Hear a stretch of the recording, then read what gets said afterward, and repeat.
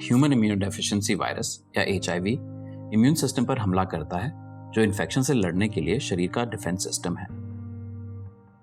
समय के साथ ये एड्स या एक्वायर्ड इम्यूनोडेफिशिएंसी सिंड्रोम नामक एक बीमारी का कारण बनता है। एड्स में इम्यून सिस्टम धीरे धीरे कमजोर हो जाता है, जिससे दूसरे इन्फेक्शनों को पनपने का मौका मिल जाता है।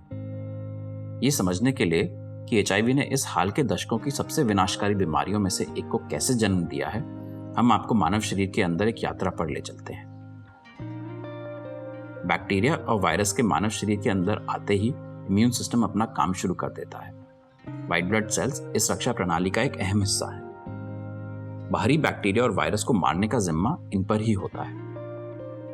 व्हाइट ब्लड सेल्स के कई प्रकार होते हैं। एक महत्वपूर्ण प्रकार हेल्पर टी लिम्फोसाइट्स या हेल्पर टी सेल्स हैं। ये आपकी रक्षा दो तरह से करते हैं। पहला, जब बाहरी बैक्टीरिया या वायरस शरीर में आते हैं, ये सेल्स साइटोकिन्स नामक रसायन बनाते हैं, जो दूसरे व्हाइट ब्लड सेल्स को इन्फेक्शन की जगह पर आने का संदेश देते हैं। इससे हमलावर बैक्टीरिया या वायरस से लड़ने के लिए व्हाइट ब्लड सेल्स की एक सेना तैयार हो जाती है। दूसरा, ये हेल्पर टी सेल ऐसे केमिकल बनाते हैं जो व्हाइट ब्लड सेल्स को अपनी कॉपियां बनाने का संदेश देते हैं। ये नए व्हाइट ब्लड सेल्स एक प्रोटीन भी बनाते हैं, जिन्हें एंटीबॉडी कहा जाता है। एंटीबॉडी पूरे शरीर में फैल जाती हैं और हमलावर बैक्टीरिया या वायरस को ढूंढकर उनकी सतह पर चिपक जाती हैं।